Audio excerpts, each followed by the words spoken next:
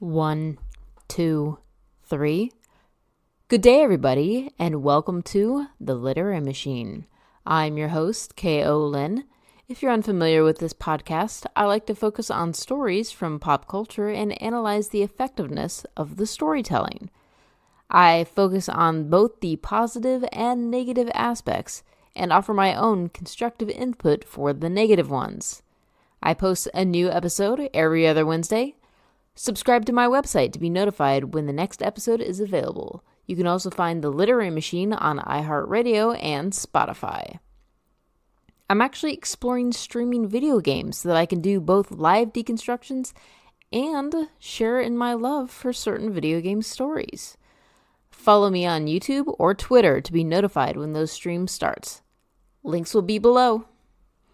Today, I will be doing a story deconstruction of the video game known as Alien Isolation. If you have not played this game and are interested in it, be aware, in space, no one can hear spoilers. Did you ever want to know what it was like to be hunted? Have you ever thought Office Space could use a horror vibe? Well, have I got a game for you. Alien Isolation is a sequel of sorts to Ridley Scott's classic 1979 movie, Alien. In the movie, a spaceship receives a ping for a distress signal, and the crew investigates. They find a derelict spacecraft with a skeleton in the cockpit and a hold full of eggs. One of the eggs hatches, and the thing inside latches itself onto a crew member. The crew member is brought on board, and in an iconic and traumatizing scene, the alien bursts out of his chest. This sparks a race to find the creature and kill it before it kills them. As has been said, it did for space what Jaws did for the water. One of the most interesting aspects is that the main character ultimately ended up being a woman, Ellen Ripley. Hollywood is incapable of letting franchises rest after smashing debuts, but it was James Cameron who picks up the franchise rather than Ridley Scott. He turns it into a thrilling action-adventure with horror elements and creatively adds the S to the title, dubbing it Aliens. It ranks as one of the greatest action films of all time, nudged out of the top spot by Terminator 2: Judgment Day, simply because the director's cut of Aliens is a more complete film than its original theatrical release. For those who may not have watched Aliens, and yes, you need to watch it, it's a cultural imperative, Sigourney Weaver returns as Ellen Ripley. She fell into a deep sleep in her pod and drifted through space, only to wake up 57 years into the future. A man named Burke tells her about her daughter, Amanda Ripley, who unfortunately died at the age of 66.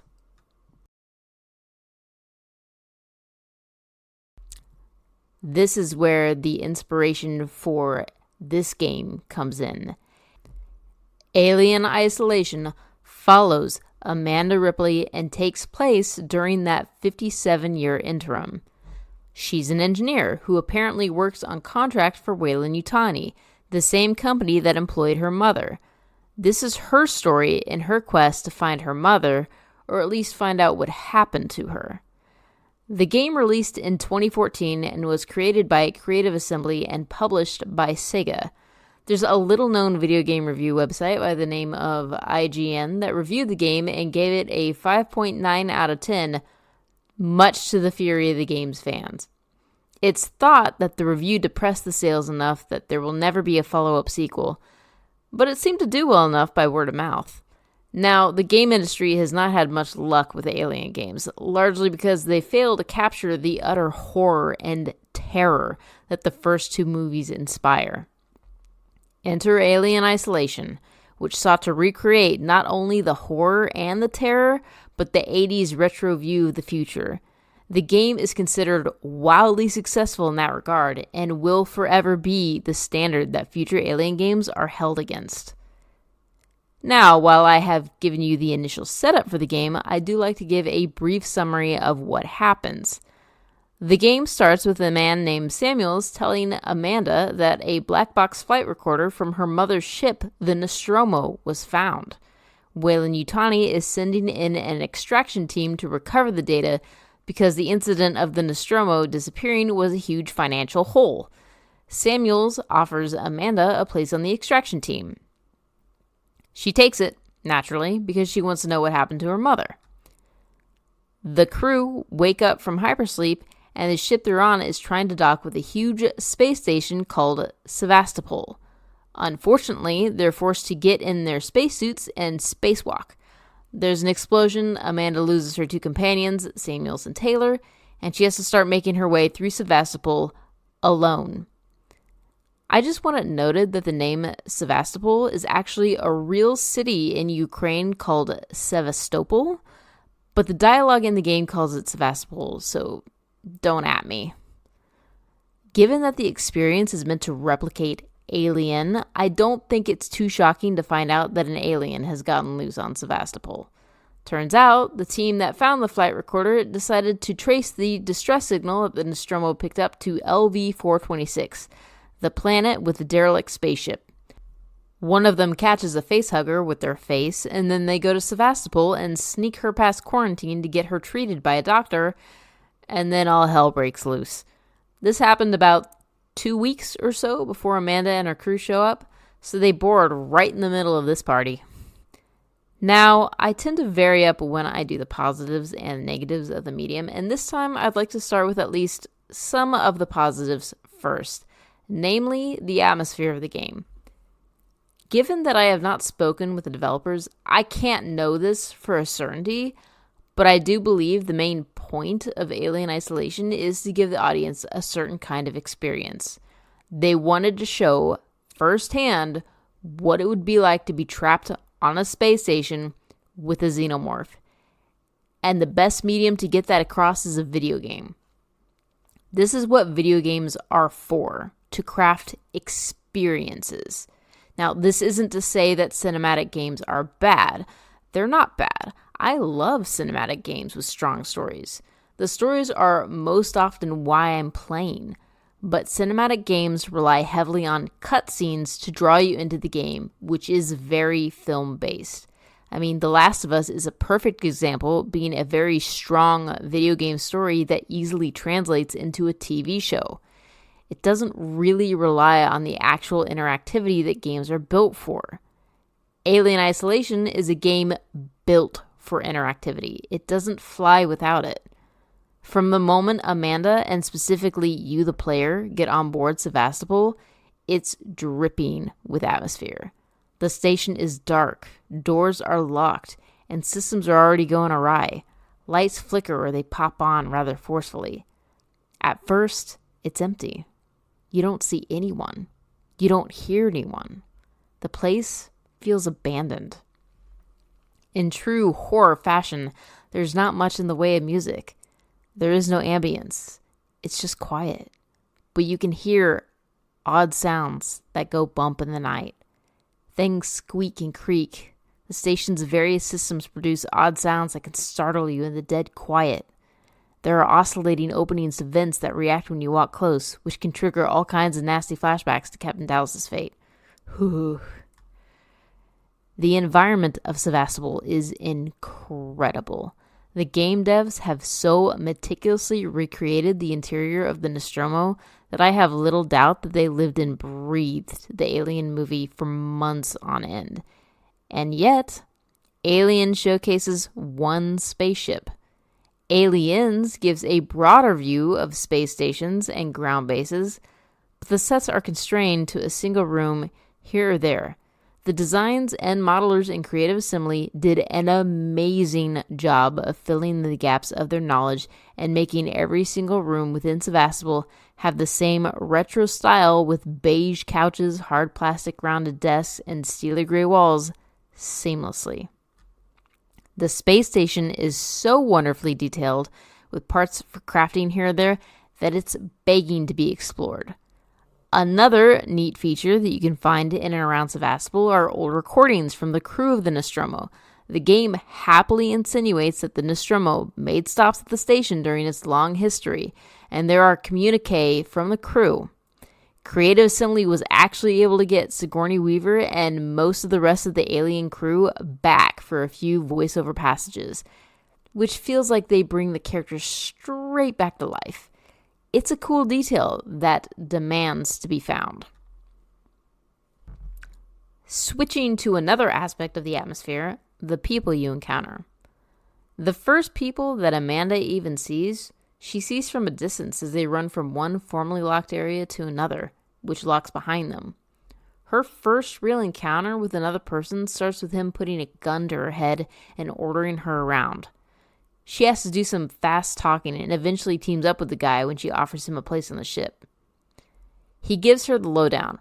All comm systems are down because the central AI controlling the entire station has locked all external comms, and not even so much as a distress signal is allowed out, which is horrifying. There is literally no help coming. Everyone is terrified, and no one trusts anyone. They've all split off into tight-knit groups and sequestered themselves in parts of the station where they've closed themselves off. It's a shoot first, ask questions later atmosphere that even the Wild West would consider extreme. To add to the tension, the game quite faithfully and accurately replicates the technology seen in Alien. There are tram cars that can be used to get around the station, and they are painfully slow to show up. Once you summon the car, you have to wait between 20 and 40 seconds for it to show, which is agonizing, especially when there's an alien on your tail. The same thing is true for elevators. The sound design really needs a shout out. I've already mentioned it, but it cannot be understated how important it is as not only a key component of the atmosphere, but a key component of the gameplay. To stay safe from the alien, you have to know where it is. It's either in the vents or walking around on the floor.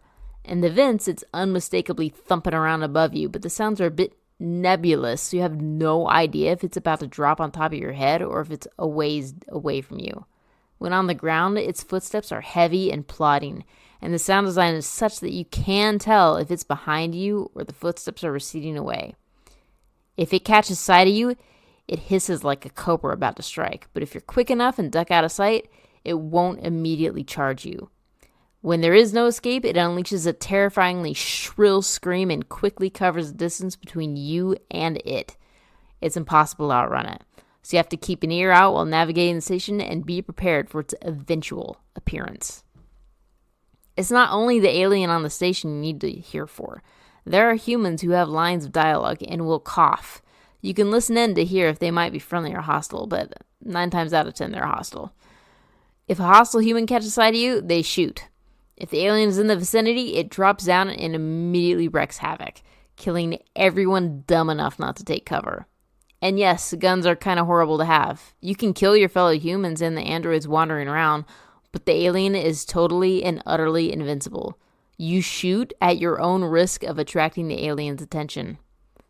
To make up for the lack of effectiveness in the weapons, there is a crafting system. You can find blueprints around the station for crafting various items and weapons, medkits, noisemakers, pipe bombs, Molotov cocktails, smoke bombs, and a few more items. Fire is the only thing that has any effect against the alien, so Molotovs and pipe bombs can be used effectively to startle the alien or scare it. If you're aiming for less confrontational encounters with the alien, noisemakers and flares are very good for a distraction and can keep the alien occupied for some time. What is the purpose of bringing this up? I'm sure it sounds a lot more like I'm actually reviewing the game than really analyzing it, which is true enough. Because of the unique medium of video games, I want to speak closer to its terms. The atmosphere, set design, and sound design are unquestionably intrinsic aspects of the story. It's nearly the whole reason the game story even works at all. Because a crucial aspect of enjoying stories is being able to suspend your disbelief to immerse yourself into a story enough to enjoy it. I'm sorry to say that while Alien Isolation is a highly enjoyable game, the story is not really strong enough to carry itself without the rest of the setup. Some of the other features of the game involve accessing doors and systems using hacking. Accessing locked systems is reduced to little more than silly games, and I do mean silly. They're mostly easy and can be pretty dull, blocking the way for only a handful of seconds at best. However, it's probably preferable to it being quick with an alien breathing down your neck. The alien can and will kill you if he catches you behind a computer terminal. The game is not paused at all while you're flipping through screens and hacking. The little games don't really bother me. They're a small break from scrounging around the space station, ransacking the place, and otherwise having your heart in your throat as you sneak around while you're expecting the alien to drop from a vent any second. The games are by far the least stressful part of the game, at least for me. I'd like to speak about the AI, and I'm not talking about our recent foibles with it regurgitating stolen work. I'm going to start with the worst examples of AI to the best. The other human characters have absolutely atrocious AI. Other humans have all the survival instincts of a deer in headlights. Given how long the station has been in lockdown by the time you arrive, it's a wonder anyone is still alive. They're just as easily distracted by flares and noisemakers as the alien, staring dumbstruck at the objects as though they expected to transform into a real culprit. They also have the memories of goldfish and will forget seeing you or fail to wonder who threw the flare. You'll often encounter humans when the alien is thumping around on the vents, but your human compatriots act totally oblivious to the noise. They just keep on chatting, hacking, coughing, and shooting at you with the briefest of glimpses. Oftentimes, it's just easier to get shot at and have the xenomorph eviscerate everyone so you can loot their corpses and walk right on by without any further interruptions. I suppose it can't be helped. If the humans were too smart, you'd never be able to hide from them, and then the game would just be brutally punishing. The humans themselves are a bit glitchy. They can get stuck in their animation cycles, and when they die, sometimes their gun will be hovering above their corpse, except Sevastopol has gravity. The overall design of the game is quite polished, but it seems like the least amount of work went into the humans you encounter. Not that they're really important. More on that later. Next up in the AI department are the androids. Now, those familiar with the Alien franchise will know that the main company, Weyland-Yutani, has hyper-realistic advanced androids that appear indistinguishable from humans. Well, the company that runs Sevastopol, Seegson, has their own androids, and they're decidedly not hyper-realistic. Their faces are shaped to be human, but they're clearly covered in some sort of plastic. They speak with a deep, gravelly voice that is neither friendly nor welcoming. They have pale, glowing eyes that never blink and shine out from a face that is frequently shadowed. They move mostly in a slow cadence unless you've angered them, then they move in a much brisker walk. As far as escaping them, they're much easier to get away from, but the problem is that there's a whole army of these creepy things on the station. If you're not careful, you'll run straight into another. When they catch you, they start to throttle you. Amanda will hit them with a wrench if you press the action button enough, and then it's on to you whether or not you should escape or beat them to death. They don't fall easily either. It takes a good 5 or 6 whacks, at least in hard mode, to truly injure them. As they're androids, especially cheaply made androids, their AI isn't meant to be the best, and yet I still think they're better done than humans.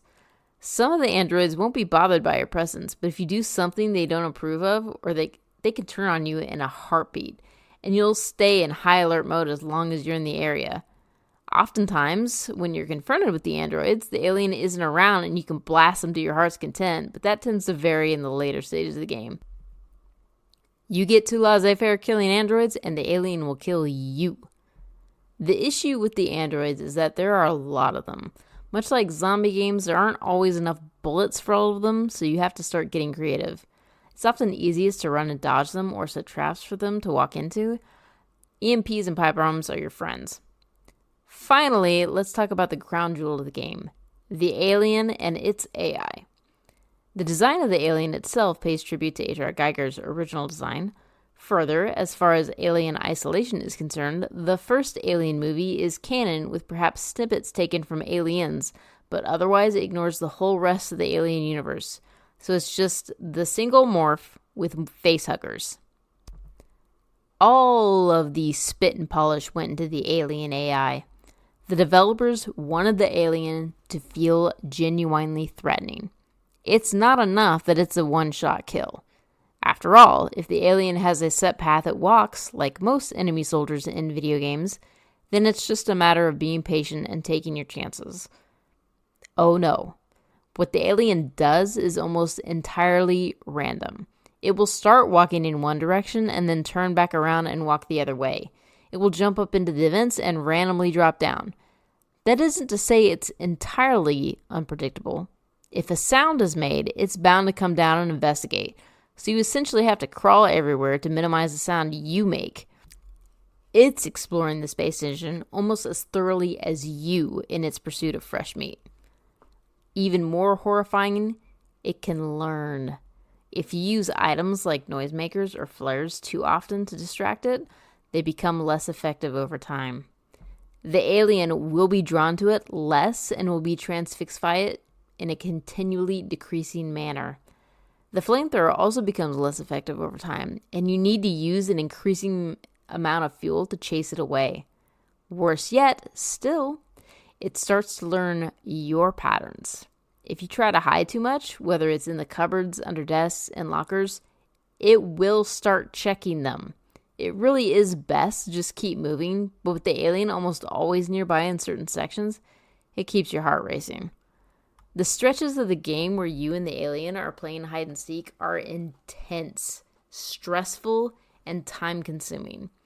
In your first playthrough, you are apt to spend most of your game evading the alien. However, the developers wisely realize that level of intensity can't be maintained for 10 to 15 hours, either because the player will become too stressed out or will grow irritated rather than afraid. So there are times when the alien disappears and you get a breather. The developers set out to create an experience where you can feel like prey, and holy cow, does it achieve its goal with some serious style. Whew. Just another little thing about the environment. This is not an especially pertinent detail, though it does contribute to the world building, but I want to bring it up because I find it genuinely amusing. As is the case with modern capitalism, Seegson has advertisements papered on the walls in most places. None of the ads are for real things, so the designers at Creative Assembly had to get creative. And there are some truly hilarious ads. One such ad is, "Can you trust your long-haul sex partner?" Some of them are pretty typical marketing fare, but there are also ads for the androids, which are called Working Joes, and they are brilliantly horrible and creepy. This actually serves as a tiny bit of a segue to the story part of the game. There are actually two stories at play, and they're largely interwoven with how dependent one is on the other. The alien itself is really the story. You learn how it got here, who found it, and a little bit of what happened to the Nostromo when it disappeared. And then how to get rid of it and ultimately get away from it. Well, that's the main course of the game. It's not the most interesting storyline. It does its job of allowing you to explore basically every facet of the space station, which is awesome, because the station is huge and just an amazing part of the game.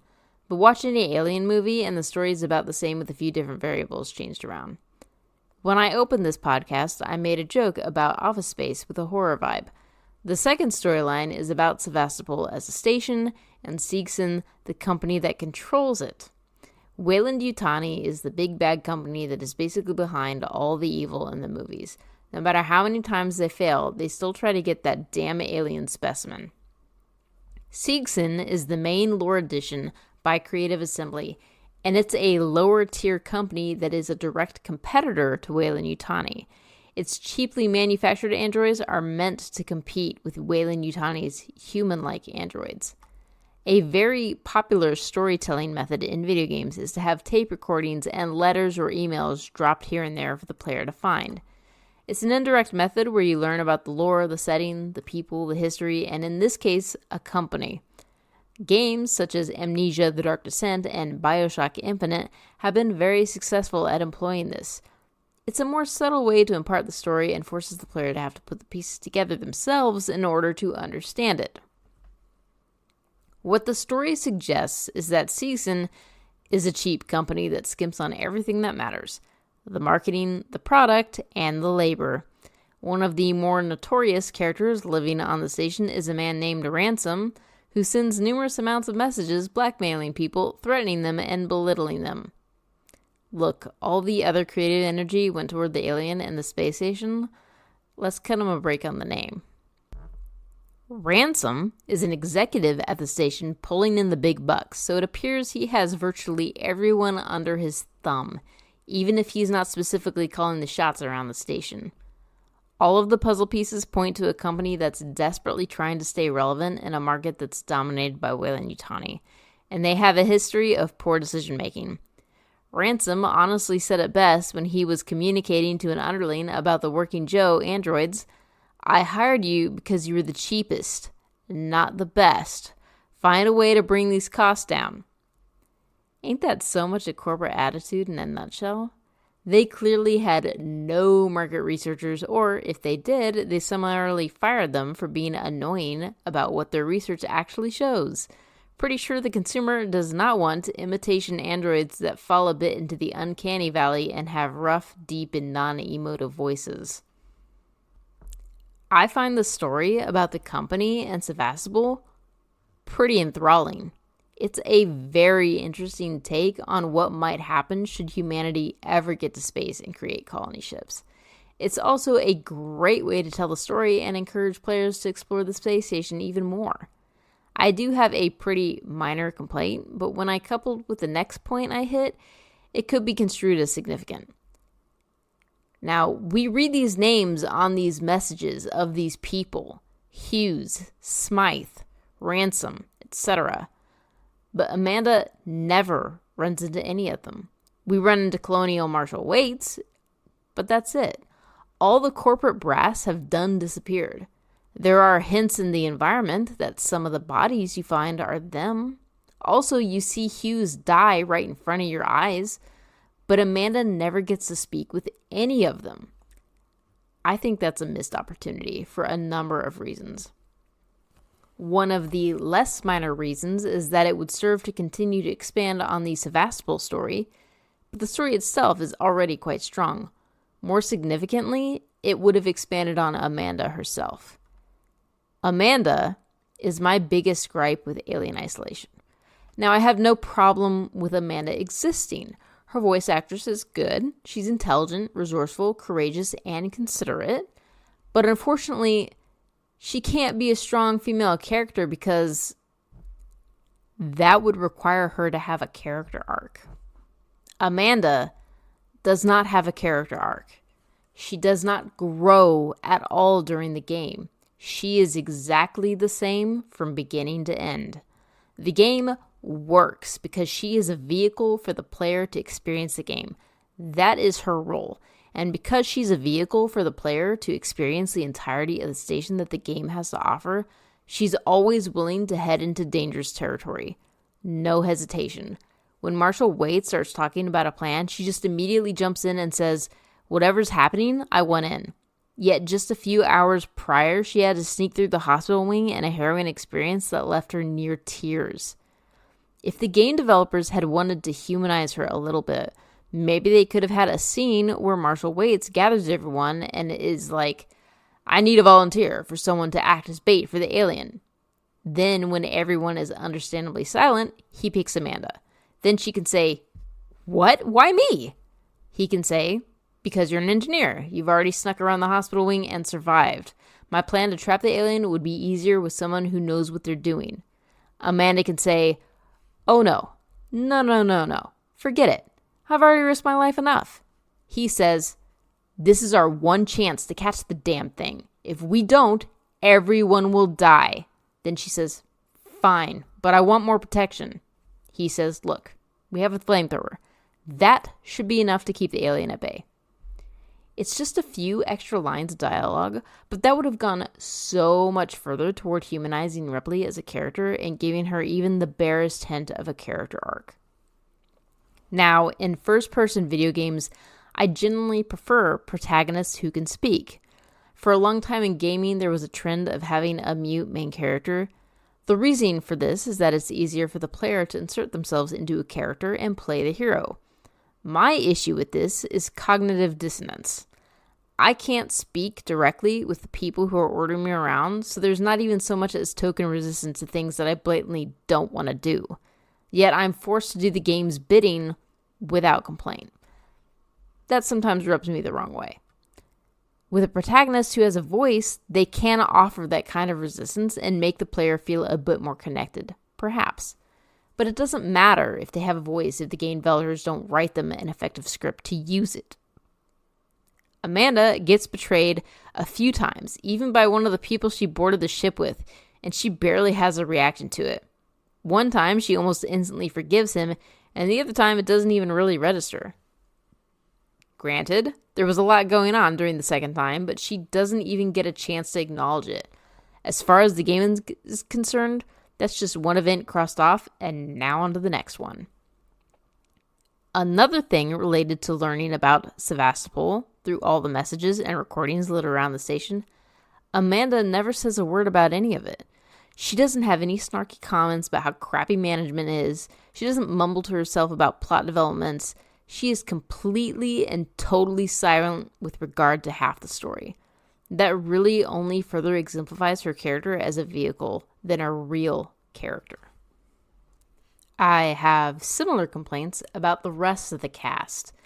There's no one there who has a character arc, and Amanda's relationship to them is about as thin and flimsy as the arguments for the moon landing being faked. Amanda travels to Sevastopol because Samuels tells her about the Nostromo flight recorder, and he offers her a position on the ship to get closure for the fate of her mother. That's about as substantial as a relationship as we get. After that scene, Amanda spends all of about 20 minutes in Samuel's presence through the rest of the game, before he dies. Oh yes, everyone except Amanda dies. I don't know if I can reliably classify that as a spoiler, since it's basically a staple of this specific horror trope, but the game has done nothing to make you care about these characters. It's strange because based on the beginning, Amanda has a history with Samuels and Taylor. We don't know anything about it, and we don't see enough of them for it to matter. The only other guy who gets anywhere close to character development is Ricardo. He's kind of a tech guy who spends a decent chunk of the latter half of the game talking to Amanda over radio, and he pipes up at more than just significant events. But he still barely gets like 20 lines of dialogue before he's toast. If the game wanted these characters' deaths to have more impact, they really should have spent even a few extra minutes giving them time for some character building scenes. But that was likely a secondary goal of the game. The characters serve their purpose, but that's all they do, and they definitely could have done more. There are some potential plot holes at play here. At one point, Amanda has to get into a short-range ambulance to visit another ship. Yes, she gets into a ship. Might not be a big one, but it allows her to leave this station without the alien. The story even somewhat acknowledges the plot hole because Ricardo tells Amanda to take the ambulance and she says, "What about you?"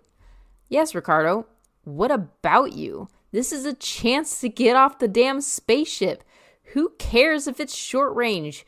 Wouldn't you rather starve or die as asphyxiation than get your brain chewed by an alien or chest bursted? Hell, the ship that brought Amanda to Sevastopol is still hovering nearby. Verlaine could have picked you up. Then when Amanda comes back, Ricardo says, "Your ambulance is too damaged. We can't get off the station." You can kind of skim over that kind of plot hole, but it feels a tad obvious on subsequent playthroughs. Then there's the fact that Samuels is one of the human-like Weyland-Yutani androids. The alien doesn't care about androids, and I'm sure they can smell the difference. The alien queen only took out Bishop because he actively hindered her. Samuels could have been the bait for trapping the alien, but the game pretends that he's otherwise occupied at the time. But hey, if you want the full experience of what it entails to be in an alien plot, the game twists itself to put you at the center of every situation. They at least do a good job of disguising that, and it's not even so much that it needs to be disguised. After all, you, the player, are not there to sit around. But it is nice when the threads pulling you around are a little bit more invisible. I've seen criticisms floating around about the latter half of the game being dragged out, which I largely agree with. The whole last 4 hours of the game is Amanda taking one step forward and then 2 steps back in her quest to get off the damn station. In fact, they cut her survival so close that every quarter of the station is on fire and malfunctioning to the point where it's a hair's breadth from blowing up. In fact, The moment she officially gets off the ship, it then shows a video sequence of the space station exploding and falling into the atmosphere of the nearby gas giant. In the interest of extending the gameplay, I also think they went a little too hard, but it doesn't really damage the value of the experience. It's still a great game, and certainly the best Alien game that's ever been released. My quibbles about characterization are not all that significant and can be easily overlooked, but I personally felt it would have given the experience even more impact. However, given that every story has finite resources and time to dedicate to it, it's likely that this was all they could manage. One other last criticism I do have about the game is villainy motivation. I haven't seen Alien 3 or Alien Resurrection, but in all the other Alien movies, there's always someone advocating taking the creature back and selling it to the military. That's not any different here. No less than 2 characters advocate capturing it and selling it. Can we mix this up a little bit?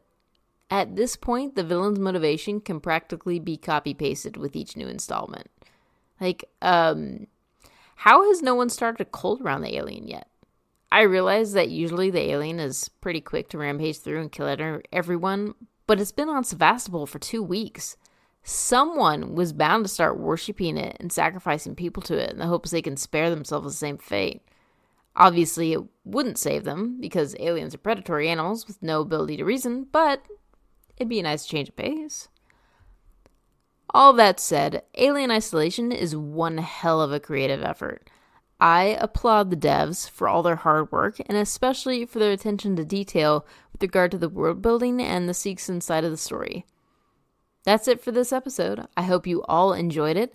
Next episode, I will be analyzing Terminator 2 Judgment Day with a focus on the extended cutscenes. Remember to check out my website and get notified when I start streaming. I'll see you all in the next one. This is Lynn, signing out.